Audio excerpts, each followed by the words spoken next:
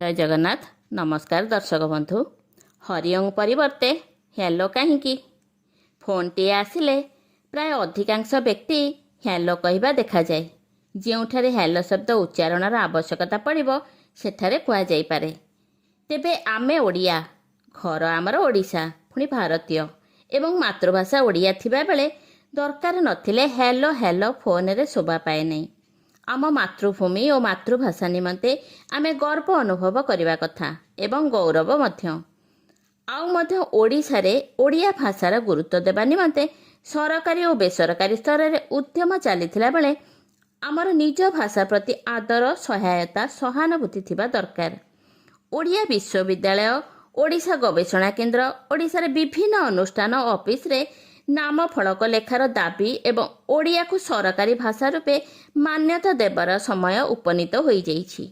ପୁନଶ୍ଚ ଓଡ଼ିଆ ଭାଷା, ସାହିତ୍ୟ, ଶାସ୍ତ୍ରୀୟ ମାନ୍ୟତା ଲାଭ କରିବାରେ ଏହାର ମହତ୍ତ୍ୱ ବଢ଼ିଛି। ଏହା ସତ୍ତ୍ୱେ ଫୋନ୍ କରିବା ବେଳେ ଘରେ, ଗ୍ରାମାଞ୍ଚଳ ଏବଂ ସହରାଞ୍ଚଳରେ ଫୋନରେ ହ୍ୟାଲୋ ଶବ୍ଦ କମ୍ପନ ହେଉଛି। ହ୍ୟାଲୋ ବଦଳରେ ହରିଓಂ, ହରେ କୃଷ୍ଣ, ହରେ ରାମ, ଜୟ ଶ୍ରୀରାମ, ଜୟ ଜଗନ୍ନାଥ, ଜୟ ଗୁରୁ ଶରଣଂ, ଅଲେଖ, ରାମ ରାମ ପ୍ରଭୃତି ଉଚ୍ଚାରଣକୁ ଗୁରୁତ୍ୱ ଦେବା ଆବଶ୍ୟକ।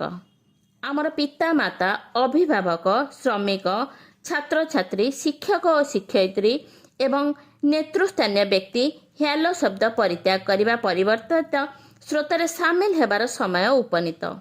ଅବଶ୍ୟ କେତେକ ବ୍ୟକ୍ତି ହ୍ୟାଲୋ ବଦଳରେ ହରିଓಂ, ହରେ କୃଷ୍ଣ, ହରେ ରାମ, ଜୟ ଶ୍ରୀରାମ, ଜୟ ଜଗନ୍ନାଥ, ଜୟ ଗୁରୁ ଶରଣଂ, ଅଲେଖ, ରାମ ରାମ ପ୍ରଭୃତି କହିବାର ଶବ୍ଦ ଉଚ୍ଚାରଣ ସନ୍ତୋଷଜନକ ଏବଂ ଶୁଭ ଲକ୍ଷଣ। ଇଂରାଜୀ ଏକ ସମୃଦ୍ଧ ଓ ଆନ୍ତର୍ଜାତିକ ଭାଷା। ଆମେ ଇଂରାଜୀରେ ବିଶେଷ ଜ୍ଞାନ ଅର୍ଜନ କରିବା ସହିତ ମାତୃଭାଷାରେ ପାଶ୍ଚାତ୍ୟ ଲାଭ କରିବା ଦରକାର। ଆଉ ମଧ୍ୟ ଏପରିକି ଆମେ ଓଡ଼ିଆରେ କଥାବାର୍ତ୍ତା ହେବାରେ ଅନେକ ଇଂରାଜୀ ଶବ୍ଦ କହିବା ପରିଲକ୍ଷିତ ହୁଏ। ତେବେ ଆମେ ନିଜର ମାତୃଭାଷାକୁ ବିକୃତ କରିବା ଅନୁଚିତ। ଇଂରାଜୀରେ ହ୍ୟାଲୋ ଶବ୍ଦର ଅର୍ଥ ହେଲା cry to attract, attraction, getting, ଦୃଷ୍ଟି ଆକର୍ଷଣ, ବିସ୍ମୟ ପ୍ରକାଶ ବା ଅଭିବାଦନ ନିମନ୍ତେ ବ୍ୟବହୃତ ଶବ୍ଦ ହେ, ହୋ, ହୋ ଆହ୍ୱାନ ଧ୍ୱନି। ସେହିପରି hallo a hunting cry, cry to urge on ହାଉସେଣ୍ଡିଂ ସ୍ପେସ୍ ଅଫ୍ ଡଗ୍। ଶିକାର ସମୟରେ ଇଂରେଜମାନେ କୁକୁରକୁ ଉତ୍ସାହିତ କରିବା ପାଇଁ ହ୍ୟାଲୋ କହି ଚିତ୍କାର କରୁଥିଲେ। ହରିଓಂ ଶବ୍ଦର ଅର୍ଥ ଦେଖିବା।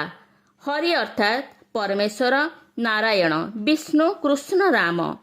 ଓଂ ଶବ୍ଦର ଅର୍ଥ ହେଲା ଅଂ, ଓଂକାର, ପ୍ରଣବ, ଆବଶ୍ୟକ ଅନୁଯାୟୀ, ଆଦ୍ୟ ଜୀବ, ମୂଳମନ୍ତ୍ର, ସ୍ୱରୂପ ଇତ୍ୟାଦି।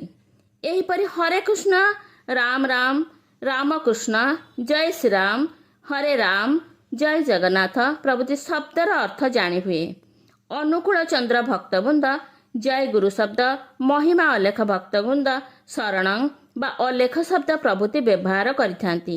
ଓଂ ଶବ୍ଦଟି ମହାନ। ଏହାର ଉଚ୍ଚାରଣରେ ନିଜର ମନ, ଶରୀର, ଗୃହ, ପରିବାର, ବାସସ୍ଥାନ, ରାଷ୍ଟ୍ର ଏବଂ ସମଗ୍ର ପରିବେଶ ପବିତ୍ର ହୁଏ ଏବଂ ମାନସିକ ଶାନ୍ତି ମିଳେ। ବେଦ, ଗୀତା, ଭାଗବତ, ପୁରାଣ, ଦର୍ଶନ, ଶିକ୍ଷାଶାସ୍ତ୍ର ପ୍ରଭୃତିରେ ବ୍ୟବହୃତ ଓଂ ଶବ୍ଦର ମହାନୀୟତା ଅତ୍ୟନ୍ତ ଅପାର। ପବିତ୍ର ଧାର୍ମିକ ଚେତନାର ଉତ୍ସ, ଶିକ୍ଷା ଓ ଦୀକ୍ଷାର ଉଦ୍ରେକ ଓ ମନ ନିର୍ମଳ ଏକ ସୂତ୍ର।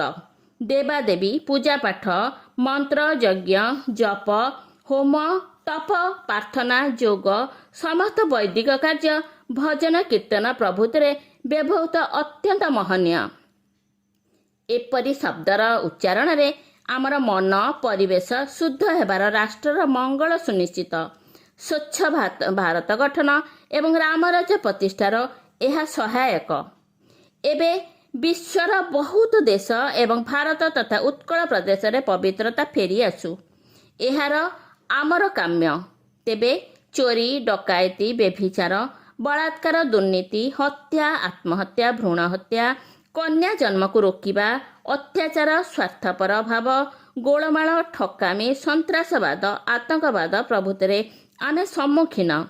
ରାଷ୍ଟ୍ରର ନିର୍ମଳ ଶାସନ, ଶିକ୍ଷା, ଆଇନ, ବିଚାର ବିଭାଗ ଏଗୁଡ଼ିକ ପରିଶୋଧ କରିବା ସହିତ ମଣିଷର ଆଧ୍ୟାତ୍ମିକ ଭାବ ଓ ଶିକ୍ଷା, ନୀତି ଶିକ୍ଷା ଏବଂ ଈଶ୍ୱରଙ୍କ ନାମ ସ୍ମରଣରେ ରାଷ୍ଟ୍ରରେ ପାପର ଭାର ଲାଘବ ହେବା ସହିତ ରାଷ୍ଟ୍ରର ମଙ୍ଗଳ ହେବା ସୁନିଶ୍ଚିତ।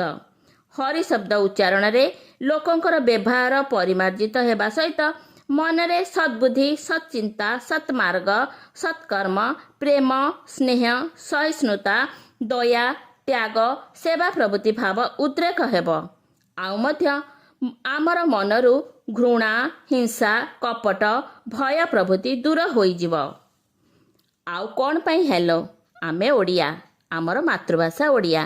ତେଣୁ ଫୋନରେ ସମ୍ବେଦନା ସୂଚକ ଶବ୍ଦଟି ଆମେ ହରି ଓଁ କହିବା ବା ହରେ କୃଷ୍ଣ ହରେ ରାମ କହିବା, ଜୟ ଶ୍ରୀରାମ କହିବା, ଜୟ ଜଗନ୍ନାଥ କହିବା ଶ୍ରେୟସ୍କର ହେବ ନା ଦର୍ଶକ ବନ୍ଧୁ?